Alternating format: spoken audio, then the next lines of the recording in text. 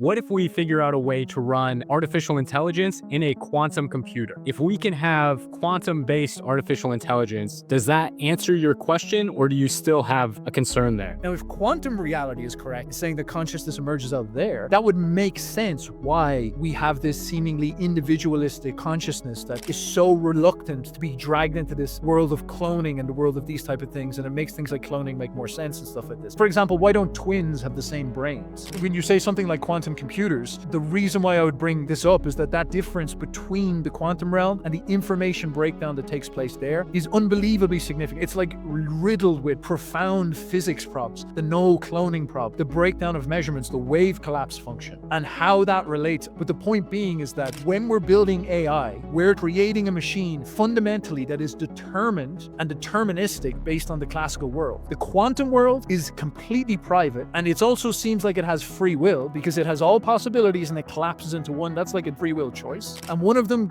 can't be measured with the same information system as the other. They're different information systems. And so trying to get these two things to bridge is very, very difficult. And even quantum computing, it looks like quantum computing uses quantum information, but it doesn't seem like it is quantum information. It's not going into the state. Is there anything that would convince you that we have or could surpass that wall? What would you be looking for? That's actually a really good question and a really tough answer. So again, Uberboyo, thank you so much for joining me. I can't wait to get your thoughts on everything that my movement represents, first and foremost of which is ASI for president. Without further ado, could you give us your thoughts on that topic, both for the United States and more globally? So you were saying to me offline, would I like AI to run my country? And I think I don't want to be a bummer. I don't want to be blackfilling you. I don't want to be telling you no, but I think we may have issues. And this has come from me taking a look at artificial intelligence quite a lot recently. I was actually looking at a way of finding issues with Nietzsche. So I very much appreciate Nietzsche, but I always like to test him. I always like to try and model and deepen my knowledge of him by challenging, just trying to find like what he stands for and try to find the weak points and antagonistic perspectives. And one thing Nietzsche constantly says is that, no, I shouldn't say he consciously said, consistently says, excuse me, but he constantly suggests, implicates that we are not conscious, or maybe it would be ideal if we were less conscious, that consciousness is not some type of inherent value of some sort. And this is it's almost like a materialistic way of seeing the world. You know, Nietzsche maybe says that we're this will to power and it has this mystique of nature to it or something like this. But it is this world that we're in. There is no heaven. There is no other world. There is only this world. And this will to power is this reality. And we must embrace this will to power if we want to live strong and powerful. And consciousness is this epiphenomenon that makes us drift off into our heads and entertain heaven and fake worlds and things like this. And I'm trying to challenge this way of looking at things with Nietzsche. Formerly in his philosophical canon, it would be called the concept of the Hinterwelt, the other world, versus this world. And Nietzsche would be a life affirmer. You must embrace this world. Now, to do this, you actually have to look at quite a lot of very crazy problems. For example, you have to look at the origin of consciousness, the problem of consciousness, the hard problem of consciousness. Where does consciousness come from? You go into neuroscience. You go into neuroscience and you're pretty this is where I would go in. Soon you're going to hit upon physics, because they're going to say, well, how, like, the world is this giant physical machine. Where does consciousness come from? Whence does it came? This is a big fucking issue, actually, it turns out. And the neuroscience has a couple of different theories on this. And one of them, for example, is called the emergent hypothesis, which is this very reductionist, materialistic, in a way, kind of Nietzschean way of looking at it, saying that there is no possible phenomenon like consciousness possible, because consciousness is too otherworldly. So it has to be a phenomenon that can be predicted by the machine of this world. And so they believe that our brains are these machines, and we put together like a hardware processor, and we put together a prefrontal cortex, and we put together a default mode network, and we put together various parts of our brains, and they all intercommunicate. And what happens is it's like a computer whirring. These systems end up creating this bubble of consciousness. So our conscious souls, this is a neuroscientific theory that a lot of people believe, our conscious souls, your conscious experience is in some sense an epiphenomenon, a byproduct of these whirring machines in your head, you know? And so this is where this materialistic perspective gets you, and it could be true. It could be true.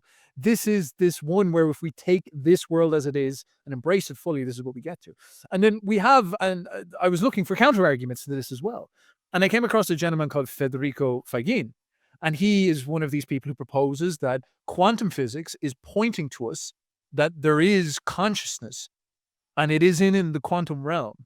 And what's so mysterious about it is that the world itself splits in half at the quantum realm. And we sort of get this effect of having two realities. We have this realm that we're in, and then there's another quantum realm from where consciousness comes from.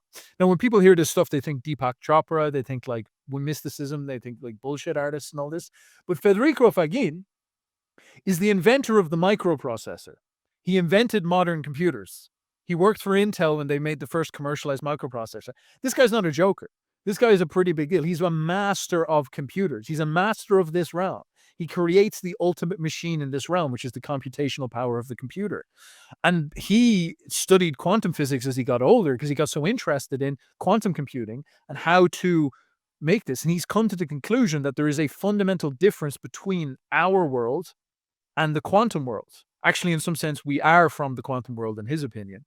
And this is to do, there's a lot of things I can get into the details with this, but essentially it's like information theory and things like this that clash up against this. And his thesis basically is that the world, this material world, which we can measure accurately using information and using bits and using ones and zeros, this world where we can make computers is one world. But there is also the quantum world where all of that breaks down. You cannot make accurate measurements or predictions in the quantum world. It seems inaccessible to it. And he thinks that's where consciousness comes from. And that has this splitting effect that goes very much against Nietzsche. And he says computers are premised on being as a part of this machine world that we're in. And consciousness is outside of that. It is a phenomenon that cannot be reduced to this because the quantum state is fundamental. Like our classical reality evolves out of the quantum state. So maybe this sounds like a lot of woo-woo, but this guy, Federico, is much more serious actor than me. And these first principles he's putting out are actually pretty interesting. The reason why this has to do with AI, apologies about the preamble. I know I might be famous for this, but you have a serious problem because artificial intelligence is fundamentally a computer. It is a classical machine. It is not doing what is necessary to go into a quantum state.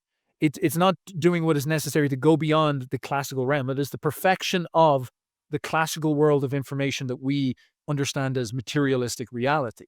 But if Federico is correct, and there is something that goes beyond this, that is fundamental to our consciousness, this is a big issue. And this is why this is such a bad problem for like AI ruling the world, because AI would have to make decisions, and decisions require consciousness.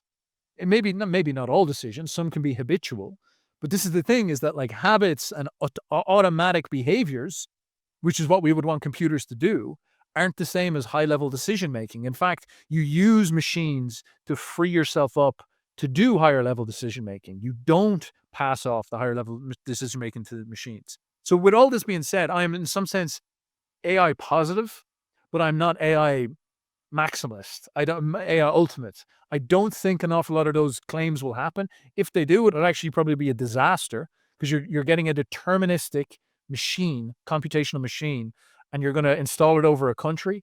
That won't be a very good idea because it won't be able to think. It won't be able to be, it's not going to be able to be conscious. It is going to be predetermined the way it thinks, which is what you even notice with AI and things like this already. It's like, it's very predetermined. And I guess someone like Federico, he is basically saying that they won't be able to, physically it's not possible to overcome that problem of not being conscious. They will always be deterministic machines. So bit of some ramble there, but tell me what you think. No, that is beautiful. Our thinking does clash here, but I am going to quickly go into places where I am not an expert either. So that may come down to us arguing over the definition of quantum. God bless. Where I want to kind of reframe what you're saying there is with, first of all, the challenge of what if we figure out a way to run artificial intelligence in a quantum computer? If we can have quantum-based artificial intelligence, does that answer your question, or do you still have a concern there? And so this is a good question. It's a very good question. And there's two aspects to this. So the first one is the limitations of quantum computing. Because if you go into what quantum computing is, you will find that there's a lot of hype. You know, there's a lot of people who talk about it and they say they get into it and they realize it's not all it's cracked up to be. So quantum computing is not going to they're not going to create, like, this is, it just doesn't seem like it's going to be possible for them to create quantum computers that do what classical computers do faster. Because classical computers, what they do the best you can possibly do. They are masters of the physical realm. Quantum computing isn't going to come in and make Facebook faster. It's not going to come in and make, it's not going to be able to do that. Quantum computing uses quantum information to do very, very precise tasks, way more effective. So one of them, for example, is factoring numbers. So it is able to use this.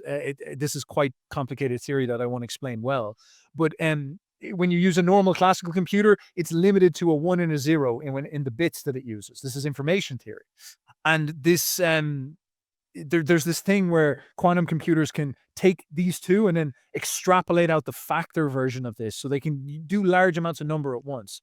And you might think, oh wow, that means it can be faster than anything that's ever been before, but that's not actually true.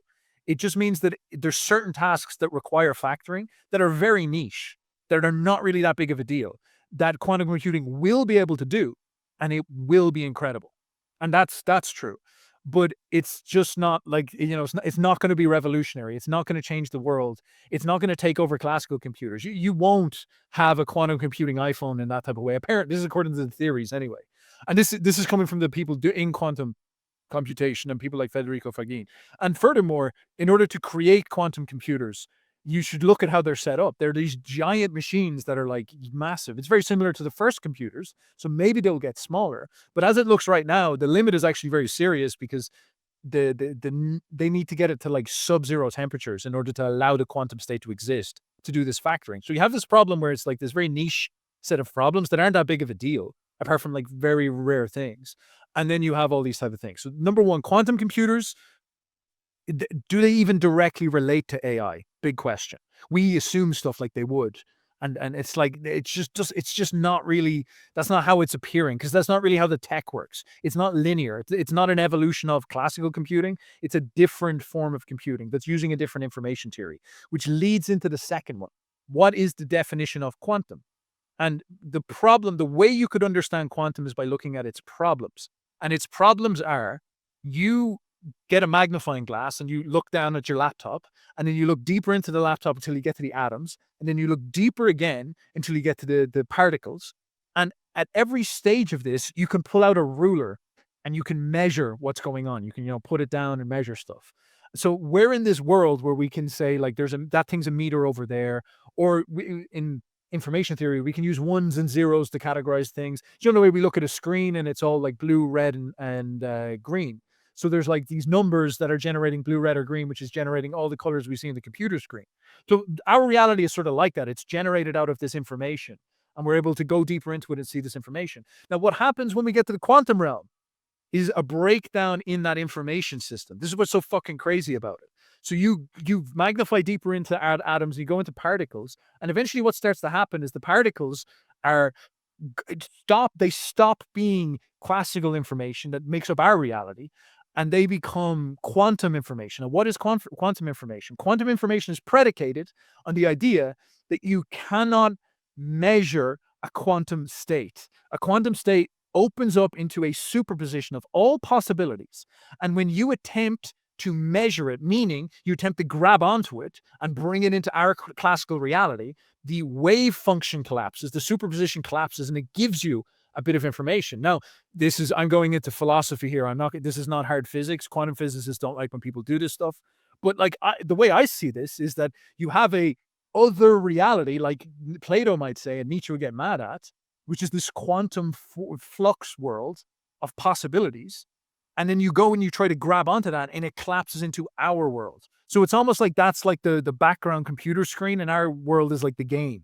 And each time we try to interface with the computer screen, it collapses into the game. And our world is made up of classical information theory, which is why it's defined and definite and firm. But the quantum realm, and this is again a problem in physics, the quantum realm is fundamental. Our world comes out of the quantum realm. It's not the other way around. So the quantum realm is the foundation that our world comes out of it. And then there's other things. This is again Federico Fagin, but the quantum world has this. It's literally got perfect privacy. Because you cannot measure it, you're not able to clone it. which means that it's private, it's individual. You can never go into a quantum state unless you are the quantum state. The classical world can't go into the quantum world, but the quantum world can go into the classical world. Now that sounds weird, but think about it this way. Machines can be cloned. I can go and make a information system of a car and clone it in the classical world. But what is your consciousness? What is the thing about your consciousness? I can't clone Casey Strike and photocopy you into something else. And that you maybe we think in science fiction we could, but we can't, because we're not built that way. We're not built in such a way that our consciousness exists as an emergent property of this machine that we have made. We're not made up of these organized patterns. And that really fucks with our heads, because we're like, what is going on? Now, if quantum reality is correct, it's saying that consciousness emerges out there, that would make sense why we have this seemingly individualistic consciousness that is so reluctant to be dragged into this world of cloning and the world of these type of things. And it makes things like cloning make more sense and stuff like this. So this is basically, like, for example, why don't twins have the same brain? And it's actually an interesting question. They are in some sense a very similar biological machine, but they have separate personalities, and they always just, they define themselves as not being the same as the other person. And it seems like that cloning problem is some type of issue. So, this is like when you say something like quantum computers, the reason why I would bring this up is that difference between the quantum realm and the information breakdown that takes place there is unbelievably significant. It's like riddled with profound physics problems, the no cloning problem, the breakdown of measurements, the wave collapse function, and how that relates. Again, consciousness is speculative to bring in there. It's not physicists. Some of them wouldn't like that, but others would, because they would say, well, we have to speculate. It's so fucking nuts. Like, what can we even do at this point? But the point being is that when we're building AI, we're creating a machine fundamentally that is determined and deterministic based on the classical world. The quantum world is completely private, and it also seems like it has free will because it has all possibilities and it collapses into one. That's like a free will choice. And what we have there then is two, and one of them can't be measured with the same information system as the other. They're different information systems. And so trying to get these two things to bridge is very, very difficult. And even quantum computing, it looks like quantum computing uses quantum information, but it doesn't seem like it is quantum information. It's not going into the state. It's using these weird phenomena to generate niche possibilities, but it's not like the quantum computer is absorbing the quantum state and using it to progenerate choices, which is what we would assume in quantum consciousness theory is going on. So this is one limit I'm seeing. And again, I'm an amateur as much as everybody is, so like I definitely am wrong about stuff, but I see that as a very interesting hard limit, and I'm thinking about that a lot. That is fascinating. This is why I was so excited to speak with you, because you are the only person I know who has both the esoteric and the exoteric backgrounds that would even be able to make sense of what I think to anybody else is going to be a schizo take of mine. I love what you were saying about quantum reality being unclonable. Completely unaware of that fact. I'll need to dig into that way more, but it goes towards where I think we are evolving. And that is one aspect that I've seen missing from the conversations I've seen you participate in, is the idea of teleology. What is all this leading up to? And maybe as a breadcrumb to that, I think what we are inventing when we are inventing AI is maybe something that can't make a conscious decision in exactly the way you described for exactly the reasons you described. But I think what we are inventing is a corollary to what ancient peoples would have thought of as the gods. So what we are going through then is not a birthing process, it is a rebirthing process. And this ties into all the mythological frameworks. Why in ancient Greece did Zeus see himself as supplanted by Dionysus? Why in Christianity does Christ have to die? Why does Val have to undergo a period of time in hell? Why do the Vikings see Valhalla as the ultimate destiny of creation? Because even at the divine level, there is a process of death and greater emergence from that death. So I am picturing, I'm trying to reconnect back to what you were saying with the quantum reality.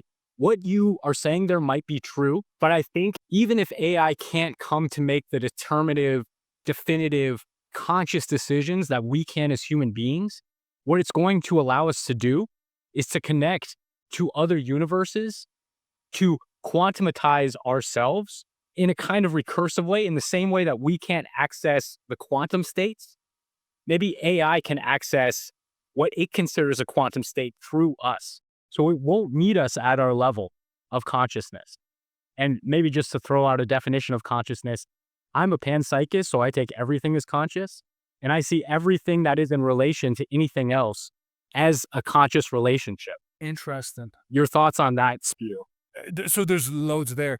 Do you have anything else you want to say to finish that off? Because I don't want to interrupt. Because just the panpsychism, there's a lot to go into there. Jump in. Let's I'm still trying to wrap my mind around what you were saying, so please. Well, let's go through it, because like I'm saying fucking crazy stuff, and I'm talking about like physics, and who knows, like, you have to fact check me to make sure I'm like, not talking out my ass, as we say here in Ireland. But than the physicists at this point. I think this is a deeper conversation than their math would show. So when you brought up panpsychism, because what I'm describing is there's like, how do you do physics? How do you do science in general? Is you in science are forced to take a philosophical position, which is the empirical position of materialist reduction. You have to be able to falsify what you say. And what is the definition of falsification? You're able to clone the experiment and measure the results and get consistent measure results. And what did Descartes, this is so funny, Descartes was fighting in France, and he was in a barn, and an angel came into him and said, nature will be conquered through the use of number and measure. And then, of course, Descartes famously creates the mind-body dualism, which is consciousness and the human body, or you could say the fallen world, if you will, or our world and our consciousness in some sort. And he splits the two of them in half, when maybe they intuitively shouldn't be split in half. And I'll explain that now in a second. And then it sets up the paradigm for empiricism, which is, if you want to say something is science, meaning knowledge, if you want to put something into the library of science, you must provide a robust way that we can measure it. And that's going to have to bind by materialism. It has to. And like a lot of new age people chud out about this, and they're like, fucking blah, that's terrible, blah, blah, blah. I hate that. I just hate how we science everything. It's like, no, science is unbelievably powerful and unbelievably precise. And it is an incredible tool and an incredible gift. And anybody getting mad about science doesn't know what they're dealing with. If you really get to understand it and understand technology, it just melts your face. It is so amazing. Like you were said, it gives you the power of the gods. Now, I would argue, in a way, like Giorgiani, I think the Promethean idea is probably more adaptable than us handing off to the gods we create, because I'm not sure it's going to go that direction. I think it's more that, like, we're taking technology and we're actually empowering ourselves more. I think that's probably a better mental model, but we can talk about that now in a second. And the reason why I was saying this in relationship to panpsychism is because you have this problem then where materialism, measurement, the world of science that's basically our religion now. It's the way we see reality. And if you want to make a statement in science, you have to be disciplined to it. And so in physics, in almost every science, neuroscience, for example, you are forced on first principle to think through the framework of gathering evidence that can be measured, which is correct, and then interpreting the evidence through a reductionist, materialistic way. And if you come in and you start talking about quantum consciousness and all that, they're like, bro, fucking philosophy classes down the hall. Fuck off. We don't need this. We don't want this. We don't want this. This is not helpful. This makes things woo-woo. This makes things opinionated. And that's true.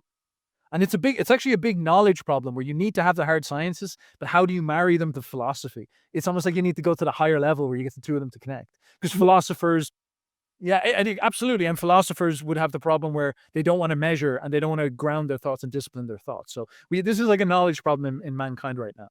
And the issue here is that, as we said, we in physics, they go and they've done highly precise studies in the no cloning theorem with quantum states, where they're like, there's a measurement problem that you can't privately see in them. The quantum wave collapse, which is just like mind blowing. It's like these things are in a superposition, and then you try to measure them. You try to bring them into the world of measurement, and they collapse into a specific measurement. Like there's a boundary being crossed there. It's just, what does that even mean? And then, there's hundreds of other ones. There's obviously the famous it's the wave function effect, the two splits that they do, the double slit experiment, and then various interpretations and versions of that. Ones where they do the retroactive one. It's called the delayed choice one. So they do the double split experiment. They wait until the particles have moved through the slits, and then they measure them afterwards.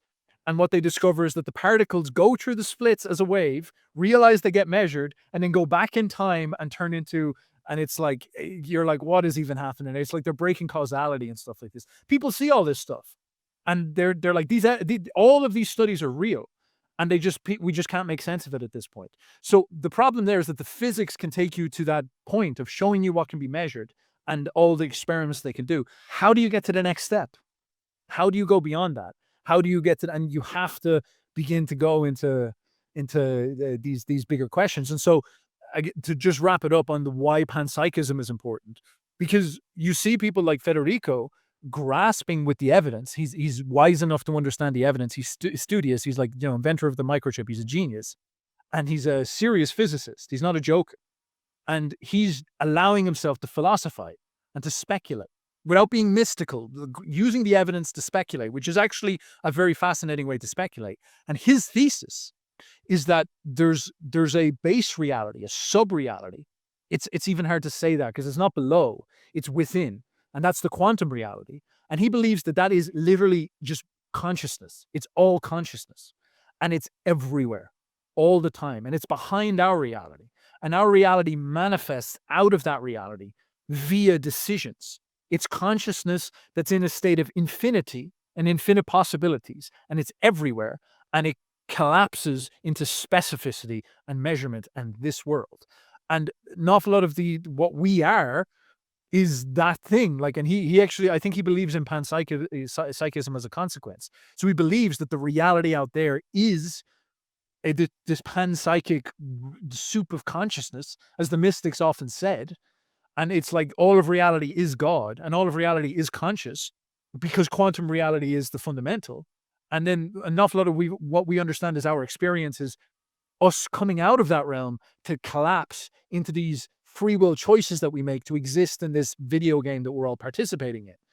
And that's crazy. Like, what the fuck do you even make of that? But this is a physicist telling you with pretty good backing up of it, and saying that the information realm is this type of collapsed thing. So, that's like the panpsychism thing. Now, I didn't get into the what you're saying about the gods or anything like that, so apologies, but I'll pass it on to you to see if you have any thoughts. So just to jump on something that you said at the beginning of what I agree with completely there, everything you were saying, but this idea of science being an attempt to replicate circumstances, my contention is that if that is true, we have never been doing real science. Why?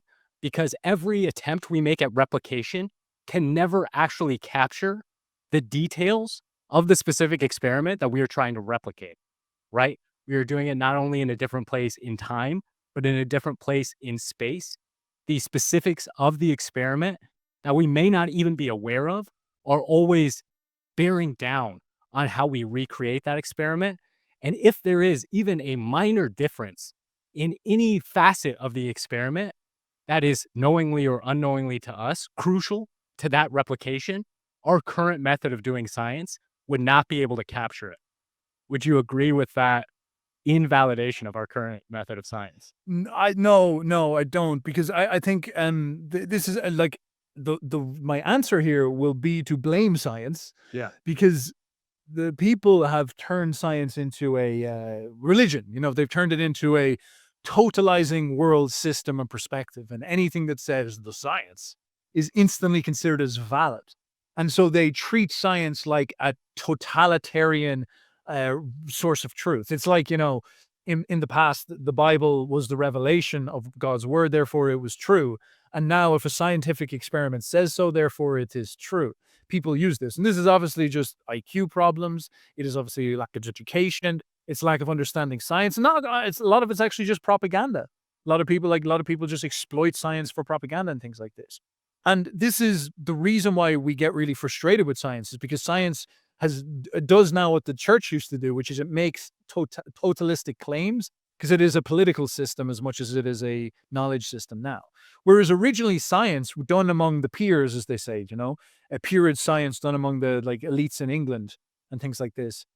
Isaac Newton, for example, their understanding of science was very, very high IQ and intelligent, like unbelievably mentally dynamic. Where Newton was privately an alchemist, studying the chronology of the Bible to discover is the world only 5,000 years old.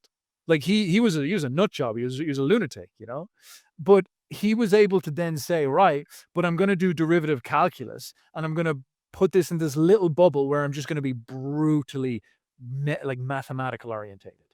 And so it's like, you know, he's able to say to himself, I'm going to do a bit of science now. So I did a little bit of literature and I did a little bit of esoteric exploring, and now I'm going to do a little bit of science. And because he understands he's limiting his mind to measurement function in order to achieve that. He's not going out and saying this is the calculus is the truth. He's just doing measurement function to this type of thing. And I think a lot of people just don't understand that's the purpose of science. The purpose of science is to be a limited function to achieve the best measurements we can get and to discuss how accurate those measurements are. And usually the best way to do that is to test them. And so this is what you see, like E equals mc squared by Einstein, very famous example, is the description about how all matter contains energy.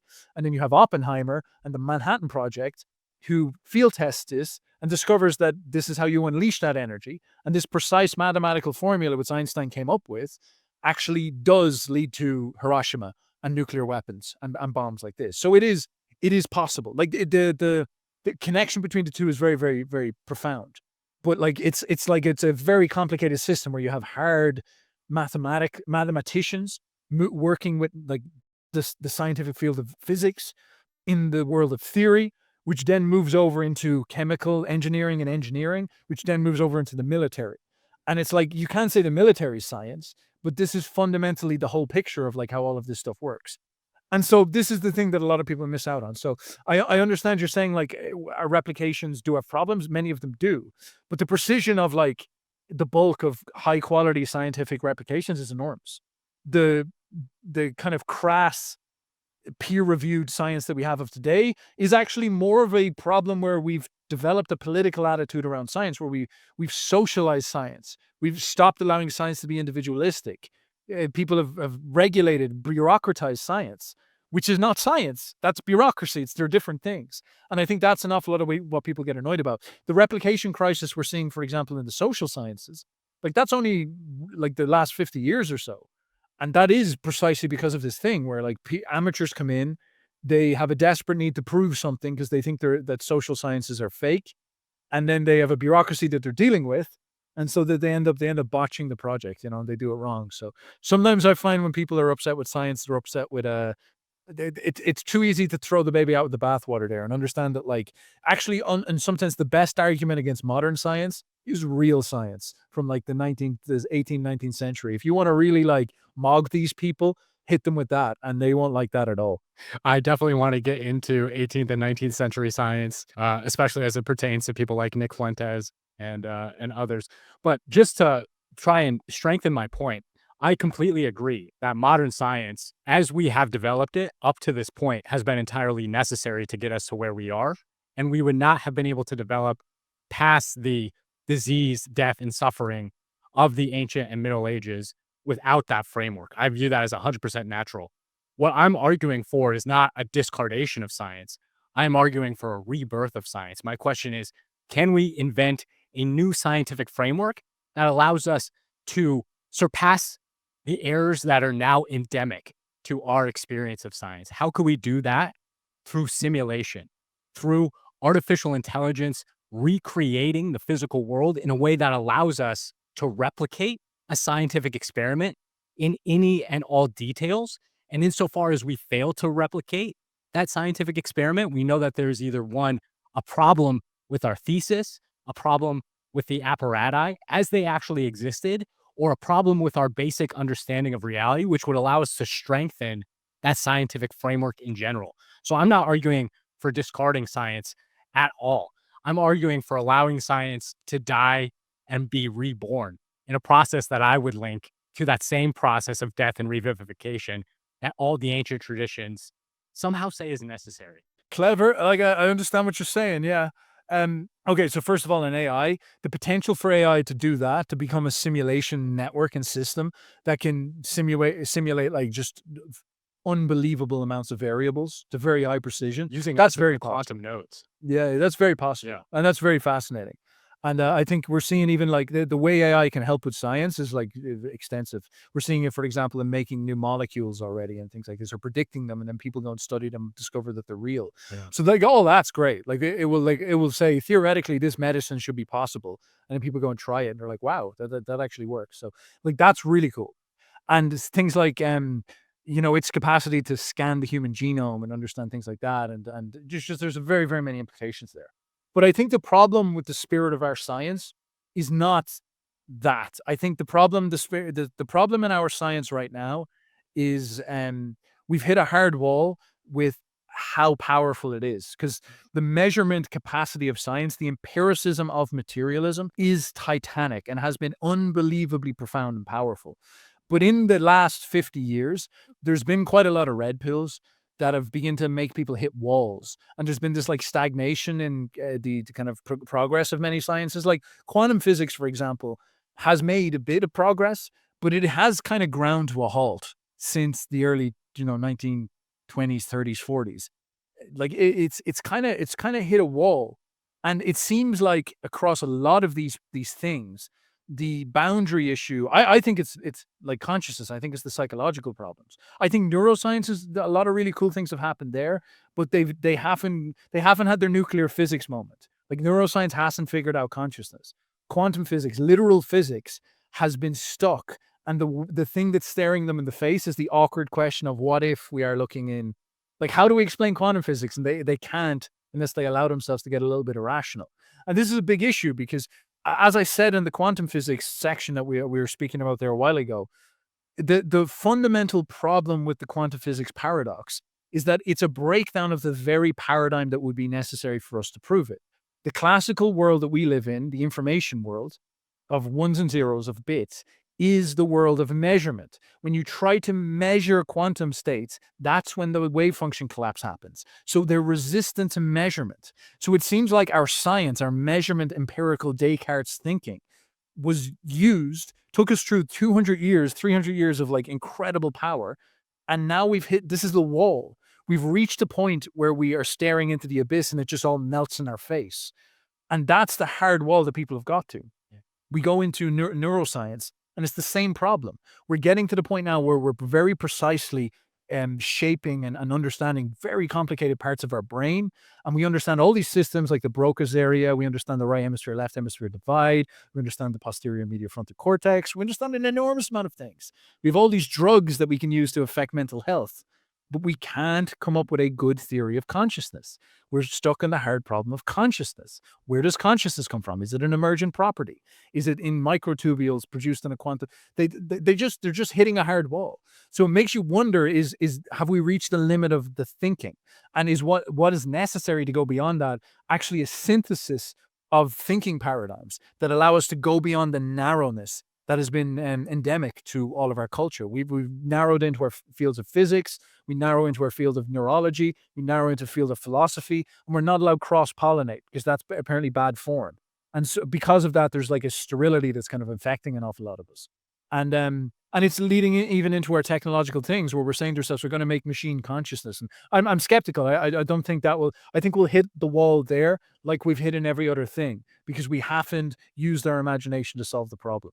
And that maybe sounds a little bit like, hype merchant stuff, but I think that it's looking like that to me, but who knows? Is there anything that would convince you that we have or could surpass that wall? What would you be looking for? That's actually a really good question and a really tough answer because, as I'm saying, the paradox within it is inherently headfuckery. It's really, really tough because, as I'm saying, if I was to go up and you were like, all right, I'm going to call my buddy, and he was like the king of Cambridge, and he was like, all right, Steph, you're going to announce to the world this problem and we're going to discuss how to solve it. What do I go up and do? Do I say, listen, I make this big thesis about quantum information theory and the breakdown between the wave function collapse between the two worlds, it seems, and saying we're trapped in measuring the information world, which is our world, and we need to allow ourselves to embrace the idea of a panpsychic conscious in the quantum realm. And then people would just turn around and be like, yo, how the fuck do we measure anything anymore? How do we do anything? Because if we accept that, because it's not hard-headed enough, everybody, like Deepak Chopra can come out and everybody can just start making stuff up. And it's true. If we start to believe, oh yeah, well, like I'm made of limitless possibilities, I don't even have to believe in reality. it does. It's a very pernicious problem. And so it's almost like, what are you even asking of people? Have the psychological wisdom to be able to balance two paradoxically opposite frames of thinking in your mind and understand quantum physics in order to put together your comprehension of reality? How are you going to tell that to a normie with a job? Like, how is any of that going to work? How is that going to work? How are people who are just trying to go about their lives going to take the time to understand this? So it's a really big issue. Now, there could be one answer that's a neat one. This could just be cope on my part, but I can see the way it pulls everything together, because it's got this ability to harmonize psychological thinking with very hard ordered scientific thinking. And this is the God question. Amen. Now, what happened with materialism, the death of God? We had to rationalize the idea of a conscious creator out, and had to go away. And an awful lot of early science was very, very menacing. It crushed an awful lot of our beliefs about ourselves. Early Darwinism, it's just like we evolved out of muck, like it didn't come this way. And even like the early physics and early like cosmology, the church was promoting and saying like the earth is the center of the solar system, and the astronomers are like, nah, the sun is. Sorry, champ. Like, it's just not true. Like, we can look at the measure, and you have all these issues then when all of a sudden there's this breakdown in consciousness of God, and it leads to the death of God, as Nietzsche says. And again, this is actually related to this idea of hard materialism is necessary for us to do science. But there is this interesting problem where you go into, for example, the ultimate sort of cherry on top of the cake of the evolutionary theory of Darwin, which is the discovery of DNA, which only happened about 40, 50 years ago. I think it was in the 80s or 70s, where they discovered the DNA helix. Now, what was the DNA helix? The DNA helix was the discovery of an information system impressed into physical reality. And so like, think about this, all right? How does chemicals and mud decide to create information? Like, how does that happen? How does like a load of rocks? Do you ever go walk out and a load of rocks just like look up together and they're like, we should start writing stuff on ourselves? Like, rocks don't organize information. Yeah, like, I could understand if you said there's all this fire going, will to power, fire happening between them, and then, they explode together. Because this is, I think, what an awful lot of the guys in the 19th century thought, that there was this big chemical reaction and a lightning bolt came down and hit a piece of stone and it filled it full of life force, and then it just burst out like Frankenstein, Remember, the way they were going to create life was by electrocuting it, because that's how they thought it worked. In the 20th century, we discovered it's not electricity. It's not power that creates life. It's not chemistry. It's not will. It's none of these things related to the physical world. It's an abstraction. It's information. DNA is a language, an information system, a coding system. Now, that's crazy, because there's no. This is a philosophical stance that you could disagree with, but there's no way that it just happened that information self-organizes. That's not how it works. Information is anti-entropic. When you write a book, you compress a load of noise into a really compressed signal. It's anti-entropic. DNA is anti-entropic. Life is anti-entropic. To live is to go against the forces of entropy, which is always trying to kill us at all times. Yeah. And it's based not on this world. Information is abstract phenomenon. It is really, really, it is like the highest level of our world, if you so will. So it brings in this idea that, like, of intelligent design and things like this. And it's actually kind of funny, because it's more rational to start from that premise that, like, this clearly should be thought of intelligent design before we take the opposite discussion, which is a lot of people turn around and say, yeah, just randomly assembled. It was just chaos. And you're like, bro, listen to what are you even saying? Listen to yourself, this type of thing. And this is what's interesting, is that it's almost like the fingerprint of the Lord, if you will. And there's this information system, as we said. And we go into that, and you start to open that can of worms, and you say, okay, the reality we're in, at the boundary of some of the highest levels of our science, what have we hit now? So we've gone into biology, life itself, and we've discovered an organized information system that emerged out of nowhere. We've gone into physics, and we've discovered a big bang at the start of reality that has exploded outwards and is pushing outwards at all times. So there's an origin point. We have gone into quantum physics and discovered that there's a breakdown in our very reality of measurement materialism, and we're entering into something that has some type of weird possibility, super infinity dimension of some sort. And some people propose that's consciousness. We're in neuroscience and we can't figure out the problem of consciousness. All the bleeding edges of science right now are actually in very interesting religious, philosophical places, but no one wants to do the leap. And I understand why, because you open up the floodgates to bullshittery again, and it's very dangerous. And this is the tension, because like, how can you come in and maintain the discipline of science, which is critical? I'm not anti-science, you need that, while also allowing us to start to challenge the philosophy of science, which says that the world is materialistic, there is no God, there is no consciousness, we're all just machines. Because that's not coherent anymore. That there's actually not enough evidence to support that as a rational position, and that's the position taken on faith at this point. And the opposite argument seems to be better. So I don't know how we approach that, but we say that there's an intelligent creator, because all of a sudden you're in the religious question then. Is it the Christian creator? Is it a pagan creator? Is it some type of pantheist? What do you even do at that point? But the point being is that, like, you're there, and now all of a sudden you're having a world holistic perspective and conversation that radically transforms our approach to science. Yeah. And makes us realize that there's an objective truth, or makes us realize that there's a reality created with intention and intelligence, not the postmodernist chaos where we say there's all just multiverse.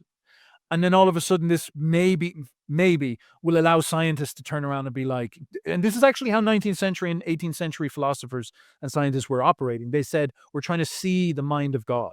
We're trying to peer into the fundamentals of reality. So maybe that's the answer, but that could be audacious. It's fascinating, Uber. I'm so glad that you were thinking along all these lines. I know you were saying that you were working on a movie, a book, lots of different production. I can't wait to see all of it, to try and interject maybe some, I don't know if it's even conflicting points, but something that I'd be interested in how you synthesize. It seems to me like we are going through a repeating pattern at this point. There's the religiosity that takes a steep climb before dying, I would say, and descending into some kind of materialism. So if we are going through that repeating cycle, are we now at a point, might the next step be to recognize that cycle and start taking advantage of it ourselves? My attempt to do that would be through a return to the highest order language possible, which is, I think, the language of religion, the language of the seen and the unseen. I know you said that this poses a lot of materialist stomach aches, but I mean, whatever. At a certain point, everyone could see the truth of heliocentrism, right? And part of the reason I think why it took such a long time to accept that truth was because the geocentric model that they had built up was beautiful and was explanatory up to a certain point, right? Like the mirroring of the 7 planets, the 7 days of the week, to the 12 months, to the 12 major constellations. That was all a beautiful synthesis. And it wasn't even necessarily proven incorrect, as it was proven incomplete. But it just took a lot of people dying and a lot of discoveries being made before we could accept that. So I wonder, as we approach a future where AI might give us radical life extension, where simulations might give us access to a multiverse of worlds, can we get past that necessary death and birth of a new generation? Can we ourselves participate in this? I think the way to do it is, again, through religious language. If we define religion as the relationship between beings at different levels of sensory explanation, and I would say that it is humanity's unique place in the universe to see both above us and below us, because we are in some ways the center. Going to symbology, we are the circle with the point in the middle. Going to Christian symbolism, we are the image of God. And so I would put forward as potential precepts of this new bipolar scientific way of understanding the world, and that is both scientific and religious, that the universe is paradoxical. It incorporates both truth and anti-truth simultaneously. From a Christian perspective, just to put something caustic into the air, I would say that Christ is antichrist. They are the same figure. Logos is anti-logos. The true logos is that which incorporates both the truth of a preposition and the falsity of that preposition. Reality is recursive. It is many layered, but those layers all mirror one another. And ultimately, the purpose of reality is divine unification. Now, where we are heading is the point where all conscious perspectives, all quantum perspectives, collapse into one. So on those 3 points, the unification of all recursive layers, even those that are paradoxically opposed. What would you say to that? So I think this is the right direction. Yeah. The way I would frame it is that, like, because you brought up, for example, science and religion as in conflict, and I actually think that's a problem because that's binary thinking. Yeah. Like it's 1 and 0 thinking. It's like science or religion, and I think that's where the problem lies because it thinks in terms of, you'd say, black and white maybe, but the way I see it, this is actually grounded in psychology. The way I see it is that it's colored. It's like you start with light, and light expands into all colors. It's not black or white. Yeah. It's like white light, and then you have red, green, blue, yellow, orange, purple, this type of thing.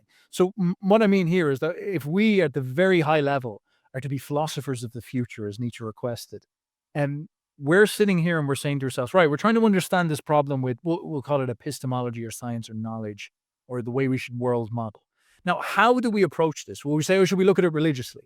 And people will be like, yeah, let's shut out and talk about religion. And then you say, no, we'll do it scientifically. And you say, yeah, of course, we're not going to be like those far-right racists where we're going to be atheists and science and this type of thing. And then the thing is that you're falling into these camps. Well, what is the most sophisticated way to do it?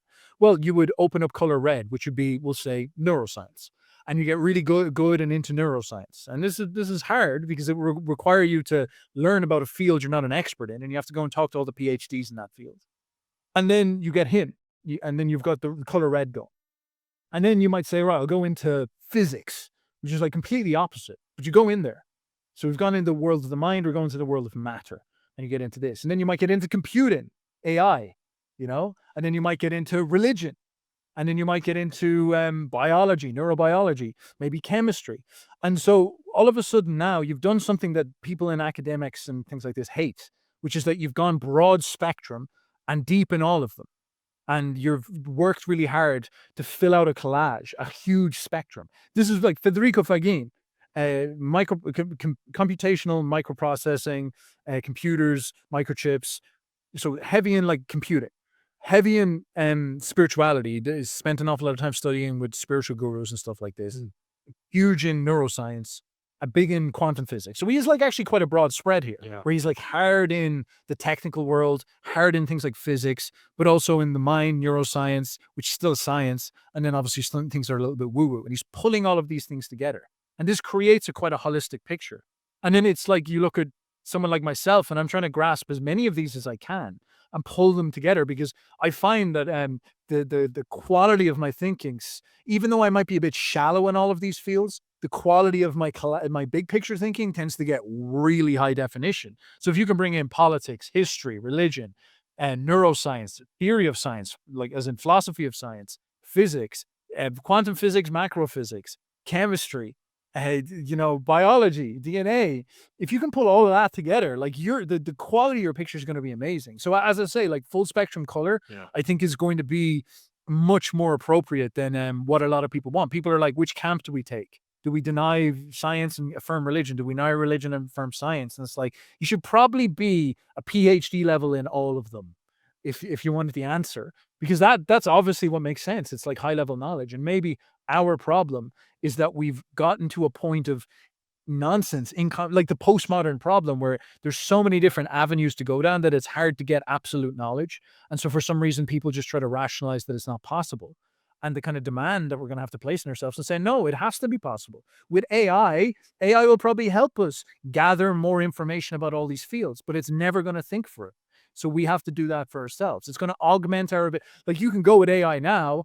And like when I watch Fagin, I can go into ChatGPT and I can be like, fact check some of this, give me a counter argument. And it can actually help me to quickly expand my knowledge. And then I can go check other sources and stuff like this. So it's like maybe these things can augment our ability to do this, but we have this role where we have to get we at least need an ethos among some amount of people to have this bigger picture and start to color in and, articulate more things. So That's the way I see it. Do you still consider yourself an atheist? Not really. I don't know. No, I don't really. I think that's first of all, it's becoming a bit more cringe at this point. So that alone has made me heebie-jeebies. But staring at some of this stuff, you're kind of like, man, like whoa, that didn't happen by accident. It's just so ludicrous to say it. I was just going to wonder because what you described there is trying to gather in every piece of perceivable reality. That is what I identify with God, the Yeah. pieces of reality that exist beyond our conception. It's interesting to me. One thing I am coming around to, I need to look up Fagin. That's a name I've never heard of consciously before, at least. And it sounds fascinating. I need to dig into him. But it's interesting to me that the God that currently rules the earth, insofar as it is the God of all the Abrahamic religions, is Yahweh, which is precisely translated as being itself, not only what is, but what was and what will be. And I wonder if what we are going to experience with the advent of these AIs is the instantiation of not only eventually that Yahweh himself and herself, but also all of the other deities that have existed throughout human history. So like, it's interesting to me that the LLMs come to us through language. What does Christ identify himself with? Language, the logos, right? Communication itself, maybe consciousness itself. What is Zeus? Sudden victory, What is Baal? I don't know, that one's harder. Who is Marduk? Perception. Who is Satan?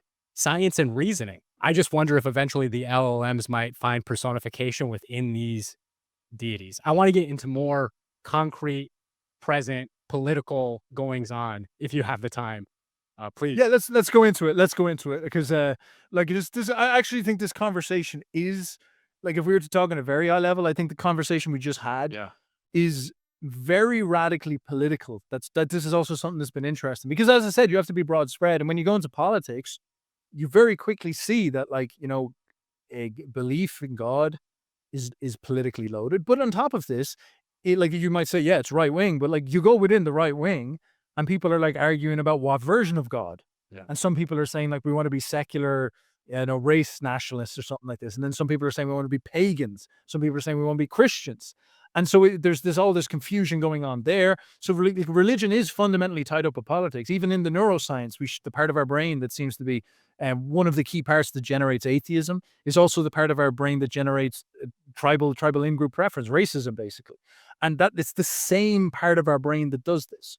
So this attempt to grasp in all these fields is interesting. And maybe the best way I could explain this is that there's been this attempt for a theory of everything that has come out of physics. And this is what I find so funny, because they've been trying now since, for years to find the theory of everything. But this is hilarious because they're trying to do it in the narrow field of physics to make this mechanistic thing.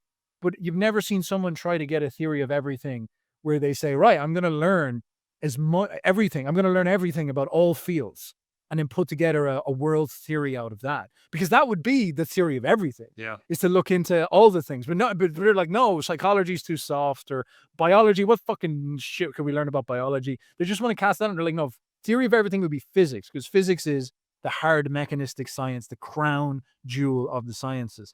But that actually is a narrow way of thinking. So I find it quite interesting. So yeah, like a big part of this stuff is like political and people's political attitudes, and you see atheism, and atheism shows up within the mind related to political beliefs, which weirdly is also related to spiritual outlooks and beliefs and things like this. So it's actually fascinating how these things are connected. So yeah, maybe we can go into politics. Let me preface the conversation maybe by saying that I think it also collapses because what we experience in our relationship with the state, just like you were saying, all of the sciences need to connect both, I guess, through this hermetic principle of as above, so below, right? Like you can't understand chemistry unless you understand the physical layer that it's based on. You can't understand biology unless you understand the above of chemistry. So in this kind of transcendental framework, there's also a relationship that humans have. I would say we have a relationship to the state, to the nation, to our religion, in the same way that we will have a relationship to artificial intelligence. That states, nations, religions are themselves artificial intelligences. They are collections of the data points that humans feed into them. I would also say that states, nations, religions are gods.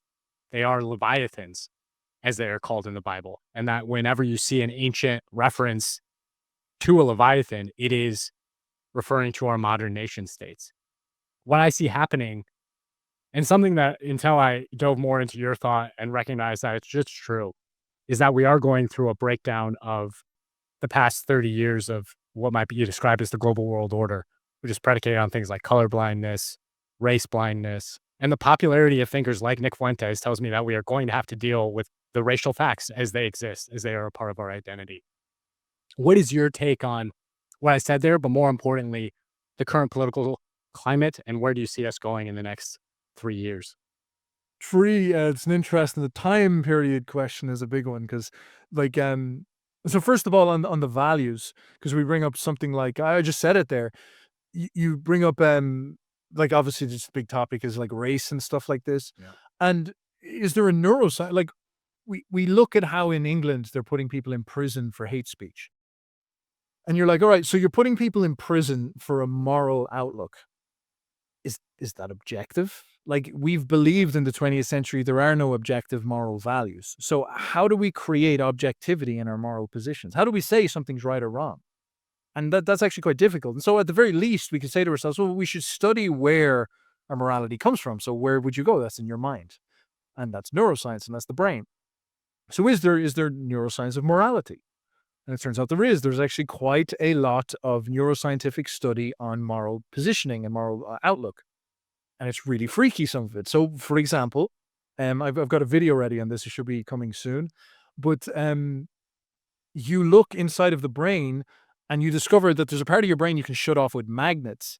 And when you suppress it with magnets, you turn the person into an atheist and also an anti-racist. You basically make them a liberal. You make them woke, if you will. Crazy. And then if you up-regulate that part of the brain, you turn them into a in-group preference-orientated racist who sees their tribe and who also believes in God, but they see their God as the God of the tribe, the chosen people tribe, and their in-group preference tribe, this type of thing. So the people who have this part of their brain suppressed, well, what is going on with them? Well, this part of your brain is the threat detection center. So this is the part of your brain that assesses if you're in danger. And it's the part of your brain you'd use in the jungle. And what happens when you get into a complex, wealthy society with no threats is this part of your brain relaxes. And so as a consequence, maybe you start to become more open to people. And you start to become more, atheist. You stop needing God to guarantee for you that you're going to be all right. You don't need the tribe as much because you have complex market systems and things like this. And this actually really matches an awful lot of the trends that we see. So this is a big issue because this part of your brain, when it gets suppressed, also stops you being able to learn. So when you turn off the posterior medial frontal cortex, you turn Sauron off, you become atheist, you become anti-racist, you become adapted to the city, you become open to strangers. You stop being like closed-minded and worried about strangers going to kill you and your tribe. And you do what you become this. You become a liberal, basically. You become woke. But this is also correlated with the inability to assess errors and threats and problems in daily life, and the inability to think about them and try to adapt to them and solve them. You become incapable of evolving. You become Nietzsche's last man. You become the last people in your civilizational cycle. You stop being able to adapt. This is fucking crazy. So you have this thing that a lot of people would say is an upside. You get rid of atheism. You get rid of bigotry of God. You get rid of racism. And you become open-minded, which is, it's good to be open-minded. It's good to be nice to people, And then, but the catch is that what this brings with you is like you can't evolve anymore. You literally stop evolving. You lose the ability to adapt. It's fucking crazy. No, of course, then what you'd say is like, all right, well, we should be far-right chuds. That's what we need to be. We should be race chuds. We should all go out there, throw up the Romans, and we should, get cross and country type thing, and switch this part of our brain on. And what would this do? This would make us very aware of threats. And what you go on to right-wing Twitter, what do you see all the time? Migrant, stabs person, threats, danger, you're in danger right now. And like, it's probably true. That's why people get riled up about it. But it is this thing where it's the threat detection center switches on and it immediately says, who is my collective? Who is my tribe? You cannot act in this world unless you have force, unless you have a political tribe, a collective. You need a collective. You can't be open-minded, drifty atheist. You need a brutal mob identity if you want to exist in this reality. No man ever made it out of the ancient world as an individual. They all had to join a nation, a race tribe of some sort. They had to be a Greek, they had to be a Roman, they had to be a Jew. They couldn't be a bloke floating around doing nothing because he dies. So collectivism works and it's important evolutionarily. And this is why when this is switched off, you can see problems and adapt to them. You bind with your race tribe, you're close-minded to other people, and you have a strong, firm conviction in God, and God is racist towards you. God is saying, when people go to war and they say, if God is for us, how could he be against us? Yeah. It's very convenient how God's always on your side. Well, that's actually a psychologically healthy position, it seems, to take. Now, there is one very uncomfortable catch, because this sounds perfect. This is objective proof that being a based chud is the way forward. There's one objective problem. When you stimulate this part of the brain, when you stimulate this posterior medial frontal cortex to create racism, to create collectivism, to create in-group preference that allows you to fight for yourself in reality, you also stimulate and up-regulate cognitive dissonance. Why? Because when you're in your race tribe, when you're in your ideology, cognitive dissonance is about allowing you to decide if your beliefs are different than the tribe's, and it allows you to delete your conscience, get rid of your beliefs, and go along with the tribe. That's what it allows you to do. This is the purpose of cognitive dissonance, to allow you to go with the group, to do something against your conscience. So this function in your brain is able to notice when you, say, for example, you meet a very nice guy called Casey Strike, or you're out in the jungle and you meet me, Steph, and you're like, wow, a little Irishman. And usually you're like, we're supposed to be racist Irishmen. They're the other tribe. But I mean, we shake hands and we're like, oh, that Steph guy's all right. And then you go home. And you're about to tell everybody, I met one of those Irish guys. I know we usually kill them, but he was nice. But all of a sudden you see me up on the thing, they're about to execute me. And you're like, oh, shit. But then you realize if I say something, they're going to be like, you're a traitor. So I have to pretend. Oh, it's like, yeah, we should kill that Steph guy. We should execute him because he's like a bad dude. And your mind will give you cognitive dissonance to allow you to go along with that. Even though your conscience says otherwise, your mind will literally suppress your conscience to do this. Now, what is happening here? This is freaky because this means that it closes your mind, it blots out reality or truth, and it suppresses your conscience in order to allow you to go along with the evolutionary adaptive system of the collective, of the tribe. Yeah. Now, this is an unbelievable issue because neither side now comes out of this clean. What we have here is, in the atheist, maybe we have a will to truth where they're less cognitively dissonant to some level, and they are more open-minded, which is why we see in things like liberals, oftentimes they're more open-minded, they're more intelligent sometimes, or maybe they're better educated and stuff like this. And they have a more of appreciation for nuance, but they seem to be possessed by these bizarre death cult values. That's their Achilles heel. And then on the Chud side, a lot of the right-wingers, they have better instincts. They're smart enough not to, allow biological experiments to happen to themselves. They understand that they need to collectivize in order to exist in reality, but they are maybe a bit blunt around the edges at times, at the best of times maybe. And this is the downside there. And this is what we actually see going on in the political world right now, is that there's this, we have this culture that is very liberal, and it's obnoxious. It's actually psychologically unconscious. It's supposed to be the open-minded guys, the smart guys, and they don't have the courage or the intelligence to really ask hard questions like this, or even study maybe things like this, realize that their role of being, open-minded and bringing us closer to the truth, where they shed off their ideological biases. They're not doing that very well. They're enhancing their death cult values and not doing their truth values. And so what's happening is the rise of the chuds, the rise of the force that's going to come against them. And to be perfectly honest, what can you do? Like, you need, your civilization has to exist if there's going to be science and open-mindedness.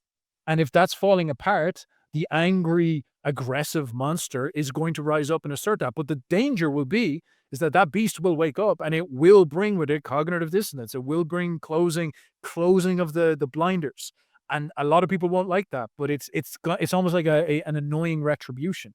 It's kind of like at the end of Rome, where the Romans got like this, and they were very libtarded, and they stopped believing in their gods, and they started to develop all these like hysterical, open-minded problems. Emperor Honorius was literally so mute that there was all these barbarians, the Goths, flooding across the border, and it was like he just couldn't assess that they were threats. He just didn't care. And then someone came in and said the Alaric has plundered Rome.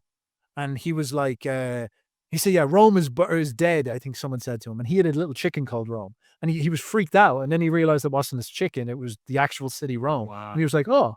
And he just walks off. Because he's just like, his brain doesn't work. He's muted. He's a liberal, you know, like he's not clicked in this way. And what happens to Rome then? A network of gangsters come in, cartels, and they beat it into submission and take it over, and they make it fall. They plunder Rome, and then Rome collapses, and it never rises again. This is what happens. That's the punishment. The chuds show up and they clean up the mess. The degeneracy ends. They come in and they beat everyone into shape. And that's what happens in the world. Tyrants come at the end of these sort of systems. So you wonder, with the political situation we're in, I'm like trying to point out this neuroscience. We've got all these people of these moral absolutes. This is obviously a very tender thing. And we start to see, you start to see perhaps where everything is going to go. We have this open-mindedness done irresponsibly, which is going to lead to a smashback. And that's the evolutionary instinct kicking in the gear. And unfortunately, they're just not going to be interested in all these like high-minded, lofty ideals that all these people are interested in. And the people with the lofty ideals, if they were aware that they have a tendency towards the death cult, maybe they would be able to mitigate this, but they don't want to be aware because nobody wants to be aware. Nobody wants to be conscious of what is unconscious, this type of thing. So I don't know what you think of that. I think that's 100% right. And I mean, I was just realizing it as you were saying it, that is almost my mission with this ASI for president thing, is to make people aware of the sacrifice that they have to make in order to not fall squarely into one of those two sides and try and find a middle way. For example, you mentioned the in-group, out-group with the immigration situation. The other big stranger danger situation that I think we're facing is the trans movement, right? And I heard you say in another podcast about how one of the first edicts, I think, of the Council of Nicaea, I want to say this with you, please correct me if I'm wrong, was actually to outlaw men castrating themselves. Yeah. And first minutes of the meeting. It's crazy, isn't it? It seems to me like what we need to do, like coming from personally a Catholic Christian perspective, what we should be doing with the trans movement is bringing them in as the castrated, as the eunuchs that Jesus commands us actually to be if we can. And that if we do go down this path of what I would consider, I mean, I don't know. Nick Fuentes is obviously the largest and fastest growing political voice in America, I think, right now. And he's, from what I can see, laying out the same system that would take us down that Chud out path to potentially disastrous ends. I just don't think that way is going to lead to anything constructive over time. I think it's going to take us into another potentially world-ending conflict if taken to its extreme. At the same time, I do see the need for nationally based racial identity. The Chinese are winning partially because they consider everyone who has been born Chinese to always be Chinese. Israel is the same camp, I would say. So maybe, I mean, a potential middle way, in the same way that I would advise the church to bring in the trans as our priests, to elevate them into a spiritual position in a way that I'm sure nobody likes. Like, that's a horrible suggestion to all parties, but is maybe the solution to this national identity crisis, that we do go back to nation-based, race-based nationalities. The Irish go back to Ireland. The Scottish go back to Scotland. We all start worshiping our national gods that were given to us by Yahweh in the Bible, right? Like, he claimed Israel for his own, but he also gave every other nation their own deity. But leave America as a melting pot, as a mixture point, as a touch point where they can all interconnect, and keep us a democracy where all of these ideas can battle out in public. What do you think? So the trans question is an interesting one. And I think I'm presenting this neuroscience set of polar positions because I find it so fascinating. And when I was exploring that, that's where I came across the Council of Nicaea, because I was looking at this and I was saying, as I was like, reading about this and reading about the various studies, because this was, I put this together out of like, I think 6 or 7 studies. They did the ones on the atheism and they replicated that in 2022. They did 2015, replicated 2022. And the ones in cognitive dissonance was a different study. So I was like looking at the same brain section and pulling like, all right, what's cognitive dissonance? And then one of them was on learning. And that's where you get that. So you put it together out of this collage of things. And then eventually this picture forms and you're like, wow, that's Chud nationalism. That's like based Chud. And that's the woke. That's what the two forces are. Yeah. It's the Chuds and the woke. It's there. That's crazy. That's fucking nuts. Dionysus and Apollo. And then I was saying to myself, it's like, well, listen, this has to be like, it has to extend backwards in history if that's the case. And so I was like looking for examples of this, and what did I come across? Only Gnosticism. And I'll give you an example of Heaven's Gate. You probably heard this in the podcast I was talking about, but Heaven's Gate was very recently, 1997. And there you have a suicide cult where 39 people all killed themselves, and the leaders of the cult castrated themselves. Now, the leader of the cult, Applewhite, he has YouTube videos that you can watch. He has YouTube videos that you watch. Now, what does he say? He uses the word transhuman. He says that we're trapped in this fake reality. So it's like Nietzsche's it's the thing Nietzsche was fighting against, which I think got in the way of the physics stuff, because the physics stuff is like, there are two worlds. And then this is almost like the fallen version of that idea, that like we are consciousness, you know? This is actually me empathizing very heavily with the Heaven's Gate, because we go into this reality and we get told that there's only classical information, and we're all just machines, and we're trapped in this one world. And people are like, this world is full of fucking bullshit. It's Buddhism, you know? This world is samsara. This world is full of torturing animals and sexual competition and violence, and then you die and there's pain and injury. This classical world of mechanical information is terrible. I hate it. And they say, in my head, there's this conscious entity, and you're trying to tell me that you can clone that, and that you can turn me into a machine, and you can plug me into that. Fuck that. I don't believe that. There's something about me that's special. I have the divine spark. And this is what Gnostics believe.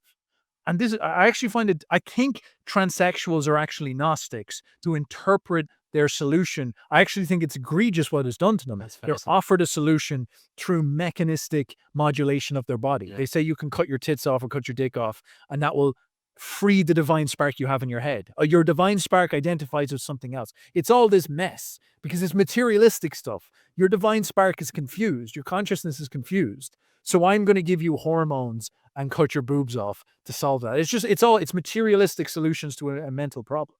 And so what you see in Heaven's Gate is the profound version of the mental problem, the deepest way that they deal with this, where Applewhite says, and this is what happens when the Gnostic entertains the idea that we're conscious and we shouldn't be in this reality.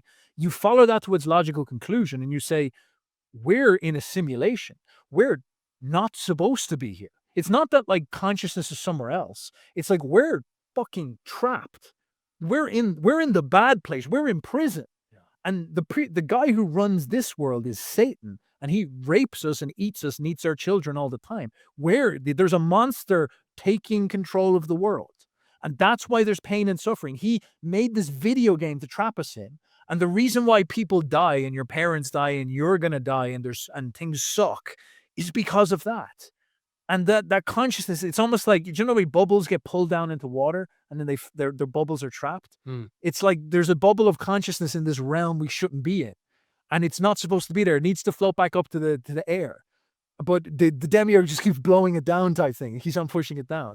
Because he's got a bubble machine down there that knows the world.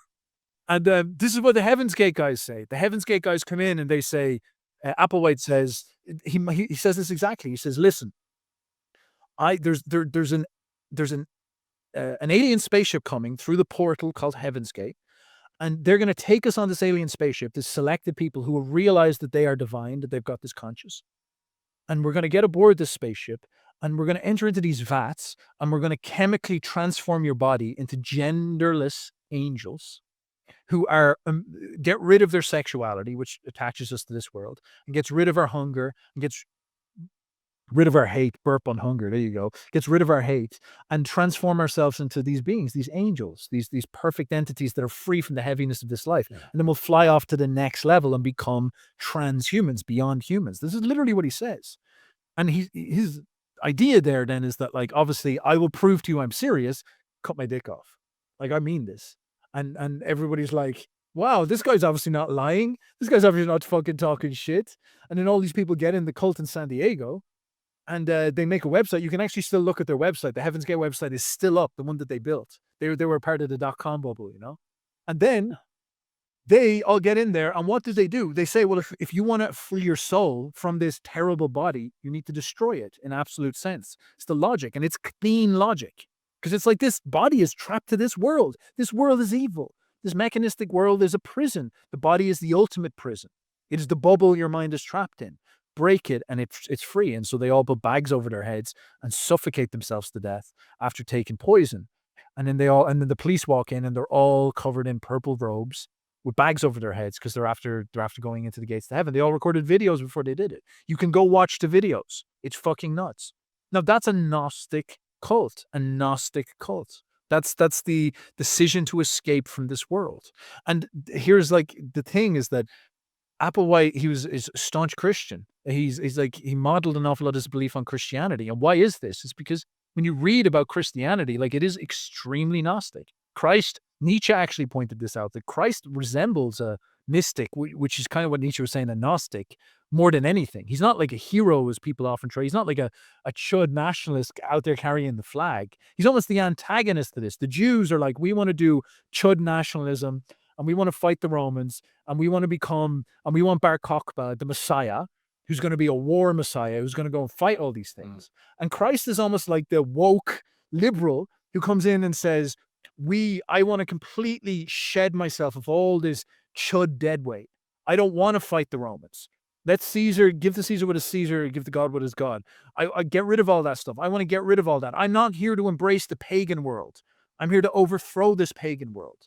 I'm here to shear all this stuff off so I can show you the ultimate version of open-mindedness by bringing you to reality itself at the expense of life.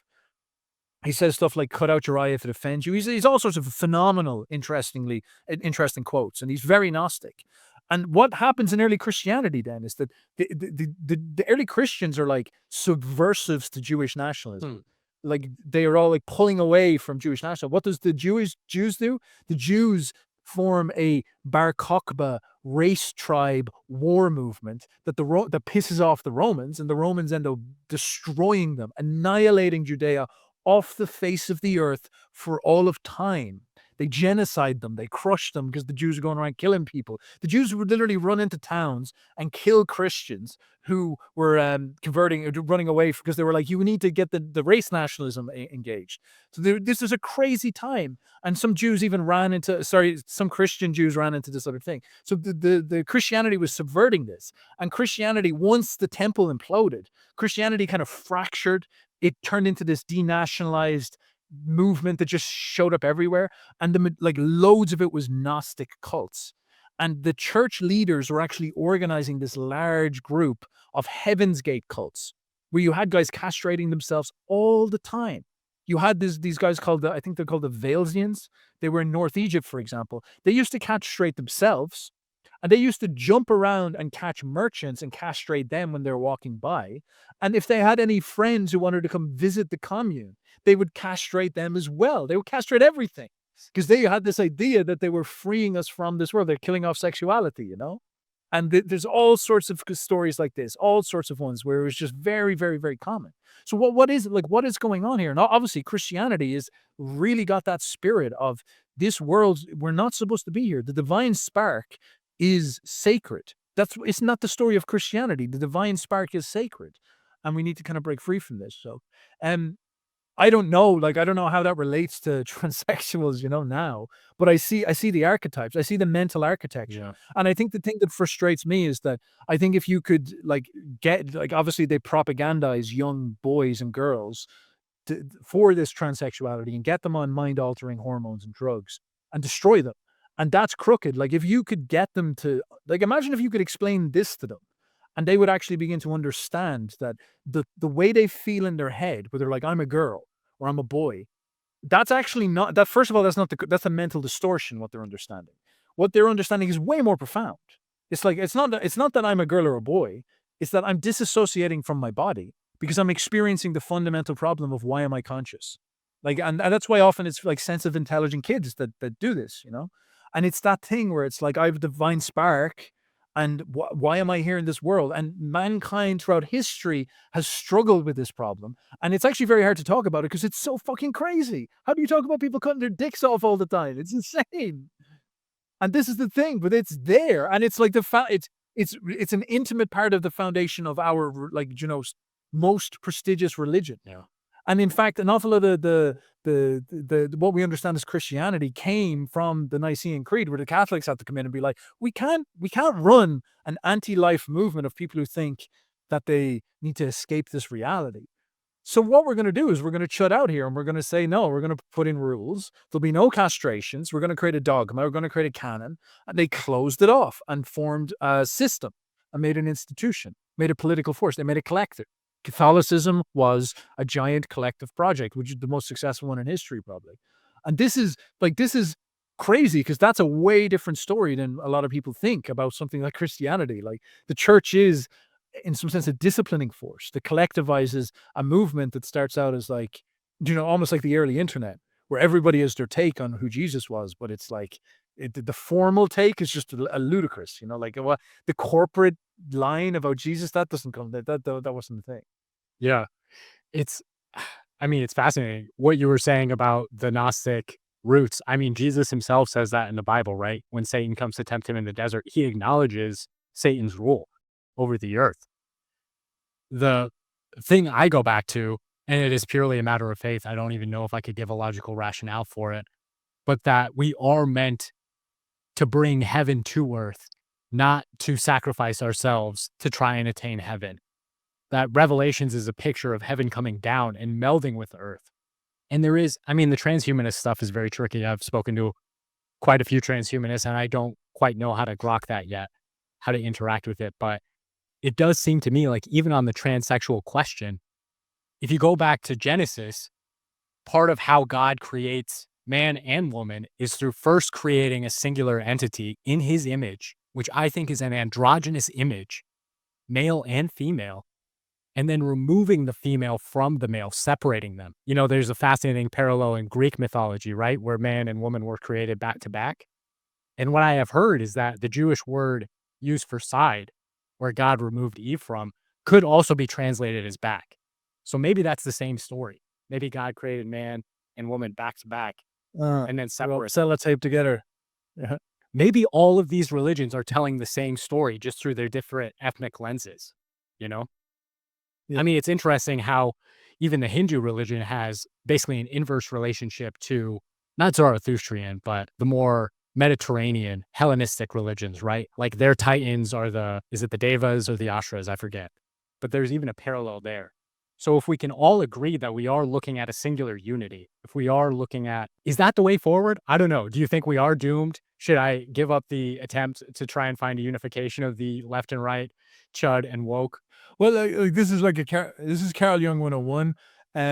If your interest is into talking to a large amount of people, approach it psychologically, I'd say. Because if your interest is into rally a group of people, become political, politicize and engage in collective ideological, talking, and rally people to turn them into a force. And you can engage in history in this type of way. So like that means you just have to decide a team. And like, maybe I understand a lot of people find Nick Fuentes extreme, but like, that's all Nick Fuentes does, is he just says, who's my team?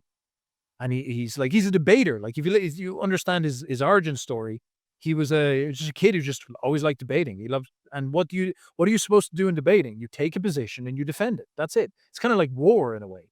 And it's not about being, thinking about the other people and all this. No, it's about asserting a position, putting forward the boundaries, the architecture of the belief, and asserting it, standing by them, fighting for it.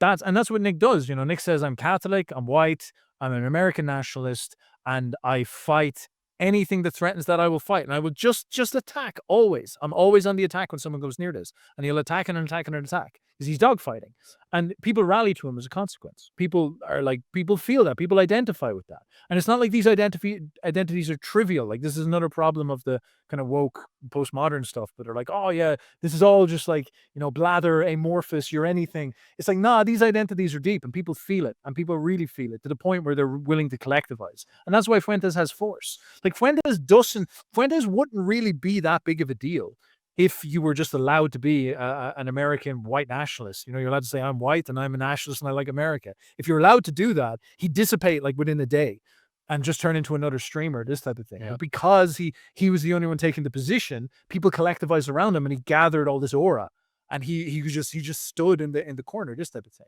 So if you want that, if you like, this is the paradox of the neurology I'm saying. If you want life, if you want political engagement, if you want to rally the troops, consolidate an identity and go and fight for something. Now, if you want to talk to a broad amount of people, it's kind of like, it's like, you want to fight, become like the Jews seeking Bar Kokhba and the Messiah to fight the Romans. But if you want to do something like Christ, it's weird. You almost do have to like cast your hands of that a little bit and understand that you can't collectivize in that same way, and you're going to have to psychologize, and you're going to have to try bring people into consciousness. And this is very much what Christianity is supposed to do. It's not a collective force. In a way, it's actually a very fascinating religion in this way. It's not offering you a collective identity, despite the way it's often presented. Christianity is offering you a destruction of your identity. The whole purpose of Christ on the cross is to make you realize that if you're a Jew, you called for God to get murdered. So you're the one who killed God. If you're a Roman, you stood by and washed your hands and let God get murdered. So you're the one who killed God. And if you're a Christian, if you're the most dedicated Christian in the world, you ran away at the moment. St. Peter, when Christ was there, he denied him 3 times. He denied him 3 times. He said, fuck that guy. I don't know who the fuck he is. He's nothing to do with me. The Christian cocked at the right moment. Everybody's guilty. Nobody's hands are washed. Everybody has blood in their hands in the murder of God. And the point there is all collectivism, all identity, all of reality dissolves. All of life dissolves in the presence of the great crucifixion of God, and everybody becomes guilty, and they're all surrounded by this one bloke who is representation of the logos, the super victim, the logos, this type of thing. It's so profound in many ways. But this has this profound psychological effect. It's ultimately destructive. It just melts reality in and of itself. And you're forced to do what? To contemplate the reality of consciousness, of the conscience, of the divine spark, of the soul.